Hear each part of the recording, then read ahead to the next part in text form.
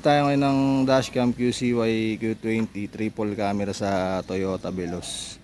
Ayan, kinabitan natin ng triple camera dashcam. Ayan, tuturo ko sa inyo kung saan ko pinadaan yung mga wire ng dashcam, yung back camera. Yung back camera install natin sa plate number natin ngayon ilalagay. Plate number sa likod. Ayan, ito yung QCY Q20 dashcam, yung triple camera. Ito yung pinapatong lang sa rear view mirror ng sasakyan. Ayan, pinatong lang natin, hindi natin inalis yung rear view mirror. Ayan, pinapatong lang siya, iniipit lang ng dalawang rubber clips. Ayan, rear view mirror dashcam na siya. Ayan, salamin yan. Pinapatong sa rear view mirror ng sasakyan. Ayan, bali ito yung front camera niya. Ito yung front camera niya. Tapos ito yung inside camera. Ayan, dito natin nilagay. Ito. Diyan ko nilagay yung inside camera. Tapos yung back camera, ito. Yun yung nilagay natin dun sa may likod, sa may plate number sa likod, sa labas. Ayan, itong dashcam na to, plug and play lang to. Sinasaksak lang sa 12 volts port ng sasakyan, yung sa cigarette port. Ayan, ito yun yung saksakan niya, yung sa unang-una. Ito. Yung wire niya pinagapang natin dito sa taas sa kesame. Ayan, inipit natin dito sa loob. Ayan ang kesame. Ginapang ko papuntang kanan. Ayan, nilusot ko rito. Tapos yung rubber inangat natin para mapasok ko yung wire dito. Tapos yung charger adapter niya, doon natin sinaksak yan sa may plate number sa likod. Dito sa may upuan sa likod. Ayan. Ito. Ayan, diyan ko sinaksak yung dashcam. Ayan, ginapang ko lang yung wire niya dyan.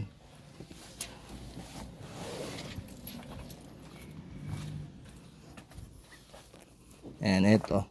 Dito ko sinaksak. Ayan, sa may likod to, sa may upuan sa likod. Ayan, inangat ko lang tong plastic na to para maipasok ko yung wire dito sa loob. Ayan, tapos ginapang ko rito. Ayan, inangat ko tong rubber. Ayan, tapos yung mga sumobrang wire, tago nyo na rito sa loob. Tapos yung rubber na inangat nyo, ibalik nyo lang. Ayan, inangat ko yung rubber para mapasok ko yung wire sa loob. Ayan, tapos balik nyo yung plastic na inangat nyo. Ayan, tapos yung goma na inangat, balik nyo rin. Ayan, dyan siya nakasaksak. Ayan yung pinagdaanan nung sa may charger adapter. Balik nyo lang yung rubber. Ayan, tapos yung sa inside camera, ito naman yung inside camera natin. Ayan, ito yung saksakan niya, yung panghuling huli. Ayan, ang ginawa ko dyan, dinoble ko yung wire kasi mahaba yung wire nito. Ayan, dalawang wire yan. Ayan, ito yung wire nung sa inside camera, tas wire nung saksakan. Tapos dito ko tinago yung wire niya sa may ilalim, yung mga sobra. Kasi maraming susobrang wire. Ito, dito ko ilalagay sa ilalim, dito ko itatago. Ayan, ang ginawa ko, ginapang ulit dito sa kanan, pababa naman to. Ayan, ito na siya. Ayan, tinago ko rito sa loob. Ayan, angat nyo ulit yung rubber para mapasok nyo yung wire. Ayan, pasok nyo lang dyan. Tapos yan, ito yung mga sobrang wire. Itong mga sobrang wire, tago nyo rito sa loob nito. Ayan, para hindi siya nakakalat. Ayan, kasi maraming sobrang wire dun sa inside camera kasi mahaba yung wire nya. Ayan. Hindi ko ito nilagay sa may loob ng kesame kasi uumbok. Bubukol siya pagka nilagay mo lahat ng wire dun. Kaya doon ko tinago sa may baba. Ayan. Ito naman yung sa charger adapter nya. Dalawa yung saksakan nun sa Avanza. May saksakan siya rito sa may, dito sa may armrest. Ayan. Ayan, pwede nyo dyan isaksak, pwede dun sa may pinagsaksakan ko. Ayan, nasa inyo yan kung saan nyo gustong isaksak. Ayan, yung install ko, doon ko sinaksak sa may likod. Para hindi maabala rito yung ano, yung sa driver. Kasi minsan nagsa-charge sila rito ng phone. Kaya doon ko na lang sinaksak kasi hindi naman nagagamit yun. Ayan. Tapos ito na tayo sa may back camera. Ito na yung back camera. Yung back camera naman na wire, dito ako ginapang sa may ano naman to, sa may kaliwa. Ayan. inangat ko tong rubber para mapasok ko yung wire dito sa taas. Yan na yung wire. Yan, papuntang likod yan. Yan, inangat ko yung rubber, pinasok ko yung wire. Tapos doon na tayo sa likod. Yan. Tapos ito na yung dulo ng wire, ito na. Ayan, ang ginawa ko rito, inangat ko tong rubber na to. Tapos meron akong inalis na isang clip dito sa ilalim. Ito. Ayan, gamit kayo ng pry toolkit para maalis nyo yung clip na yan. Ito. Yung pry toolkit, yung pangsikwat. Ang ginawa ko, inangat ko to para maipasok ko yung wire dito sa loob. Kasi nandyan yung butas. Ito yung pinagdadaanan natin ng wire, inangat ko rin yan. Inalis ko muna. Ayan. Kasi ilulusot natin yung wire dito sa loob nito. Papunta rin sa may plate number. Ayan. Ang ginawa ko rito, ayan, nilusutan ko ng alambre to, pa letter U, para lumabas dito. Kasi tinalian ko ng electrical tape yung yung wire para mahila ko rito palabas. Tapos ipapasok ko rito. Tapos ito yung alambre, nilusutan ko naman yan. Yan, nilusot ko sa loob nito. Ayan, kasi hilahin ko yung wire. Hilahin ko tong wire na to pataas, papuntang labas. Tapos tinanggal ko rito yung takip sa likod. Ayan, may takip sa likod yan. Tinanggal ko ito. Ayan. Ito yung takip niya sa likod. Yan. Itong takip naman na to, inihila lang to pa hila kasi mga nakaklip lang naman. Ayan, nakaklip lang siya. Yan, hilahin nyo lang yan para maalis. Yan, kung maiwan sa taas tong mga clips na to, yan, aalisin nyo lang to. Babalik nyo rito. Pag naiwan dun sa pinag-alisan niya. Yan, halimbawa dito naiwan siya, alisin nyo. Tapos balik nyo lang sa kanya. Para pagbalik natin, lapat siya ulit.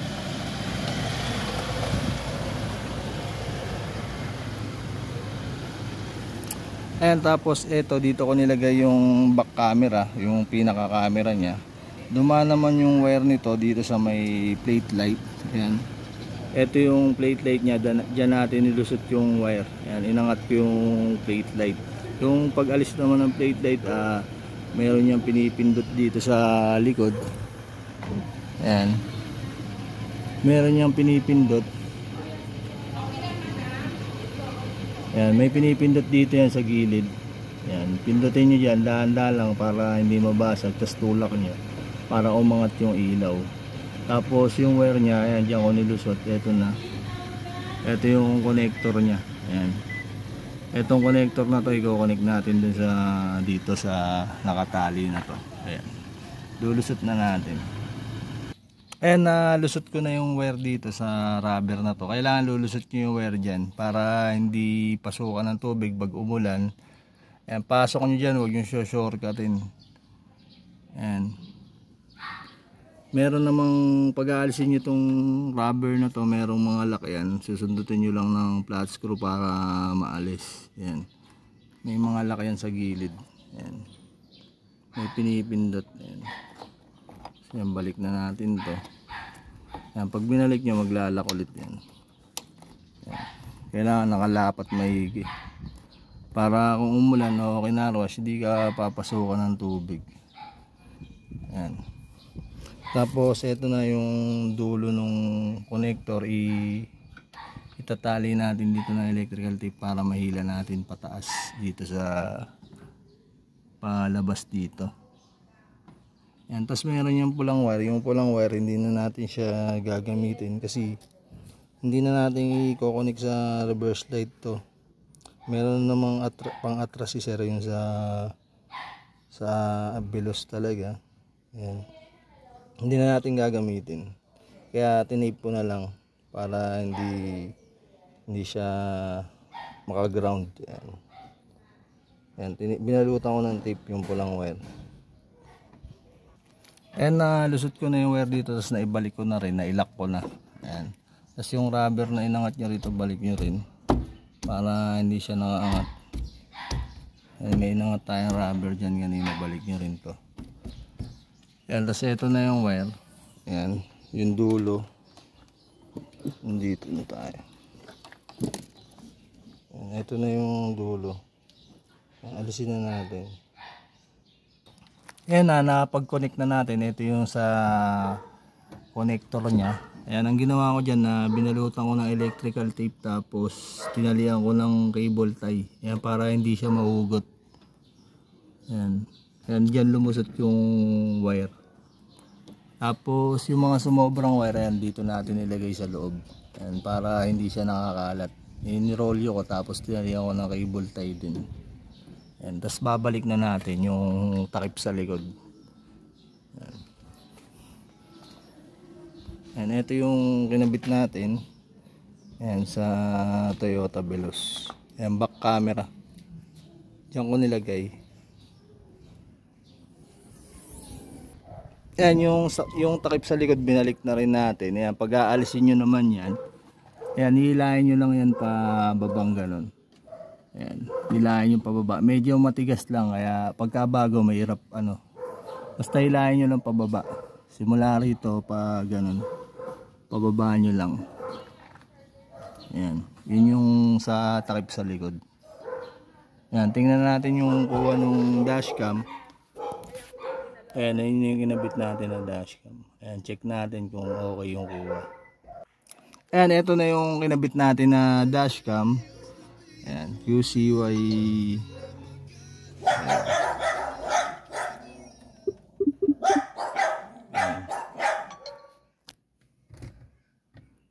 Ayan, pag on nyo na sasakyan, on na rin siya. Tapos automatic magre-record na rin yan. Lalagyan muna natin ng memory card. Ayan, ito yung ilalagay nating memory card, 32 gig SanDisk. Ayan, yung class 10, tapos yung speed niya 120. Kaya yung kaya niya yung 2K resolution. Ayan, kasi 2K resolution yung dashcam, kaya pang 2K resolution din yung gagamitin natin. Tapos kailangan ng memory card na gagamitin nyo original, merong QR code. Ayan. Kasi may mga memory card na hindi niya binabasa, naglalag lang siya, tapos nagkukurap yung file. Ayan, ito yung lalagay natin. 120 yung speed niya. Tapos class 10. Original. Kaya niya yung init ng araw. And pag on natin ng sasakyan, mag-on na rin siya, tapos automatic magre-record na rin siya. Tapos tatlo na siya. Ito yung front camera, tapos back camera, tsaka inside camera. Ayan. Ito yung inside, yung sa loob. Ayan, pwede mo siyang i-single lang yung display niya, pwedeng naka-front lang siya. Pag naka-front lang siya, naigagalaw yung screen, pwede mong up and down. Ayan, tapos pag swipe mong papunta rito sa left, ayan, pwedeng back lang siya, na i-adjust din. Ayan. Tapos pwedeng inside lang. Ayan, pwedeng loob lang. Tapos pwede siya sabay-sabay. Ayan, pindutin mo, ito yung adjustan nito. Pwede rin pa-swipe, pwedeng ito rin. Ayan. Tatlo siya, sabay-sabay nagre-record. Tapos meron siyang stop recording, pwede mo stop yung record. Tapos meron siyang screenshot. Tapos may lock videos. Yung lock videos yan, yung mga important video mo na hindi na i-erase ng auto-delete. Kasi itong dashcam na to, naka-auto-delete. Pag puno na yung memory card mo, dinidelete niya na yung mga unang na record. Ayan, tapos meron din siyang voice recording, pwede nyo turn off, turn on. Ayan. Tapos sa home screen niya, ayan, meron siyang smart driving. Ayan. Ayan yung meron siyang ADAS, tapos blind spot detection, tsaka yung LCA. Ayan. Pwede siyang i-on, i-off.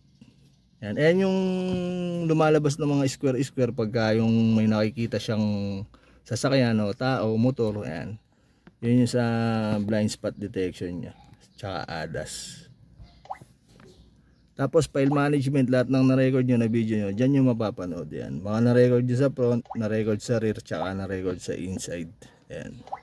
Pwede nyo i-play. Yan. Yung na-record natin sa rear, eto. Yan. Back. Yan. Na-record sa front. Yan. Tapos yung na-record natin sa rear. Yan. Na-record sa inside. Yan, lahat dyan papasok lahat ng na-record mo sa playback, file management. Tapos meron siyang driving setting, yan, loop recording. Ito yung video clips niya, set natin 3 minutes. Meron siyang G sensor tsaka parking guard. Ayan. Tapos dito naman sa system setting, ayan, meron siyang screensaver, yung mag-auto off yung screen pero nagre-record. Tapos meron siyang wifi apps na pwede mo i-connect yung phone mo para makuha yung mga na-record niya malipat sa phone. Ayan, meron siyang wifi apps. Ayan. Ida-download nyo lang yung application niya, Video Dashcam, tapos ko-connect nyo lang yung wifi ng phone nyo sa kanya. Tapos pag connected na yung wifi ng phone nyo, open nyo na yung dinownload nyo na application. Ayan. Pag in-open nyo, lalabas na lahat ng na-record nya. Pwede nyo na siyang i-download, pwede nyo na siyang i-delete. Ayan.